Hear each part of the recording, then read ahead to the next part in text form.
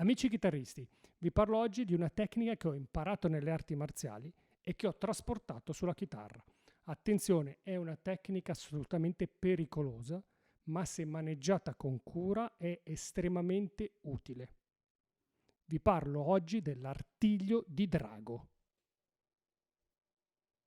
Correva l'anno 1403 circa, quando il famoso maestro di arti marziali Kla Diga-san si schierò a difesa di un villaggio di contadini attaccato da 1000 briganti. Ad un certo punto, accerchiato da solo di fronte ai nemici, decise di utilizzare una tecnica segreta micidiale, l'artiglio di drago. Con questa tecnica eliminò tutti e 1000 i briganti in un sol colpo. Ma questa è un'altra storia, torniamo a noi. Utilizzata appunto dagli antichi maestri di arti marziali per eliminare in un sol colpo tutti i nemici, io l'ho portata nella chitarra per eliminare i nemici nostri della chitarra. E quali sono i nostri nemici? I nostri nemici sono i rumori molesti prodotti dalle corde a vuoto. La chitarra è uno strumento assolutamente divertente, ma ciò che è divertente può avere anche un risvolto della medaglia. Che cosa è divertente nella chitarra? Il fatto che possiamo usare suoni assolutamente distorti, ma questi suoni distorti sono molto pericolosi perché tendono a creare caos molto spesso. Ad esempio, basta sfiorare la chitarra se abbiamo un suono molto distorto, che è quello ad esempio che utilizziamo negli assoli, e basta sfiorarla perché esca il caos. Immaginiamoci se siamo sul palco e ci muoviamo, solo il rumore crea molto rumore. Ecco che quindi quando suoniamo dobbiamo utilizzare molte tecniche che servono per stoppare le corde a vuoto, cioè le corde che non vogliamo che suonino, quelle che non stiamo plettrando in quel momento. Le tecniche per stoppare vanno utilizzate ovviamente tutte insieme. Perché? Perché noi vogliamo che tutti i nemici siano eliminati, che nessuno esca vivo, mentre suoniamo. Per fare ciò quindi dobbiamo usarle tutte insieme. L'artiglio di drago in particolare serve quando facciamo dei bending, dei vibrati o degli slide, cioè tutte le volte in cui noi eseguiamo una nota e vogliamo che quella nota esca precisa e definita. Uno slide che fa sul do e sul re, della terza corda. Slide e aggiungiamo un vibrato. Allora io adesso lo faccio senza l'artiglio di drago. Sto utilizzando le altre tecniche per stoppare, ma io lo faccio adesso senza l'artiglio di drago. Quindi andiamo sul re direttamente.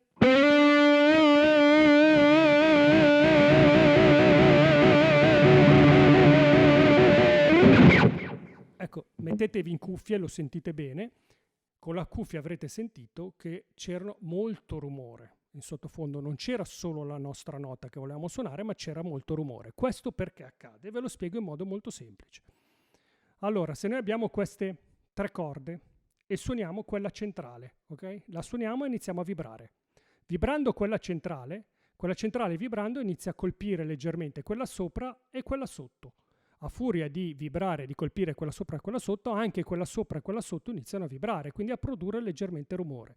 Questo fa sì che quindi la nostra nota che abbiamo plettrato venga sporcata dal suono che esce da quella sopra e da quella sotto. Per ovviare a questo problema io utilizzo l'artiglio di drago. L'artiglio di drago semplicemente, eccolo qua, funziona così. Se io plettro la corda centrale, con il pollice vado a bloccare la corda sopra e con il medio quella sotto. In questo modo il mio suono uscirà sempre pulito.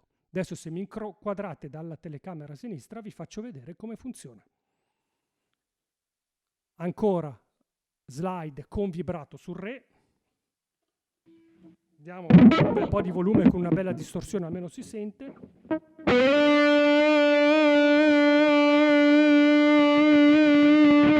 Ecco che il suono a questo punto è assolutamente pulito. Guardate qui, artiglio di drago.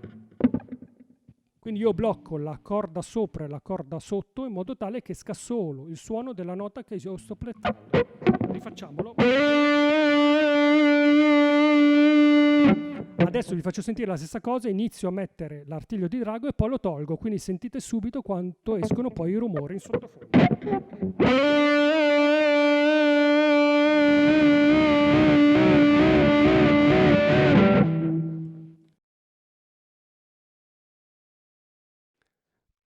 allenare l'artiglio di drago. Allora, l'artiglio di drago va allenato in 2 modalità.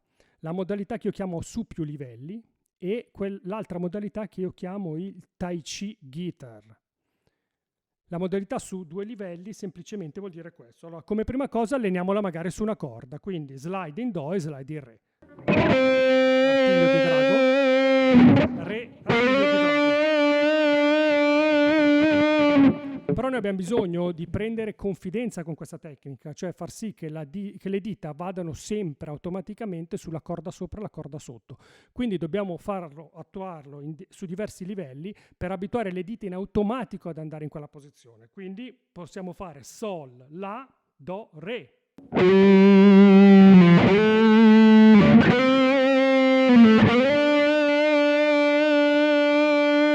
Quindi su più livelli, su più corde, in modo tale che automaticamente le dita vadano sempre lì e noi non ci dobbiamo accorgere. Cioè ogni volta che facciamo una tecnica, anche un bending,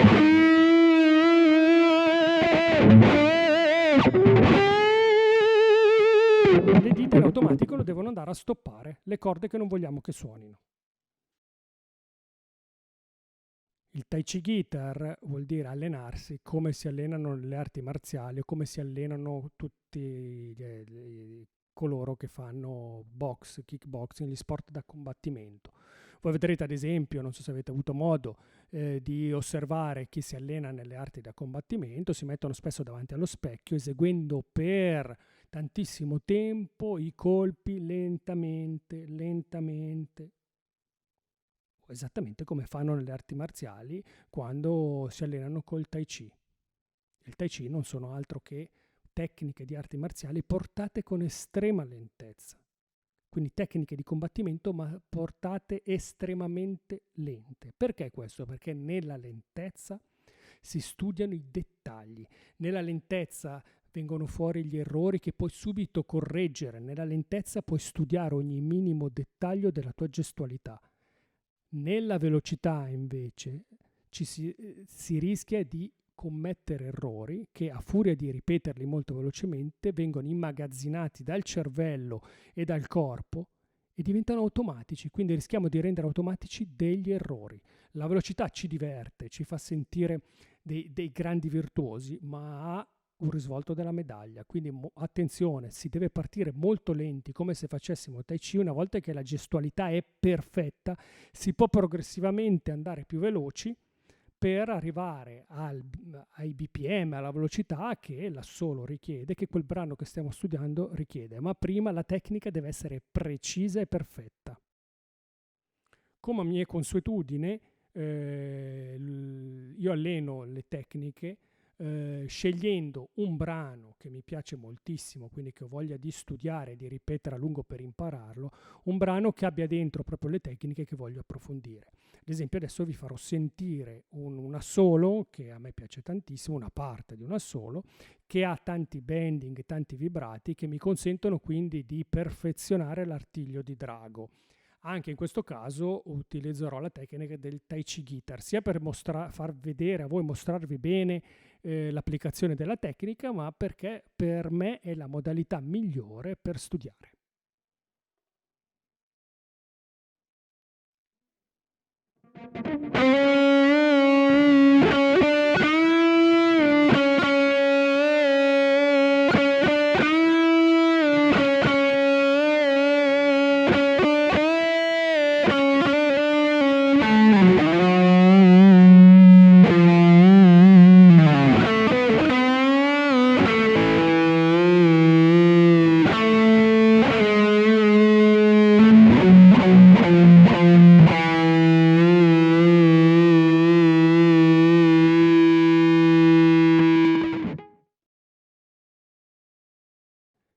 In ultimo, vi voglio fare notare una cosa: se voi siete stati attenti, andate a riguardare il video quando io porto l'artiglio di drago, vedrete che oltre a appoggiare il pollice e il medio, io molto spesso appoggio anche l'anulare, quindi vado a bloccare tutte le corde sotto.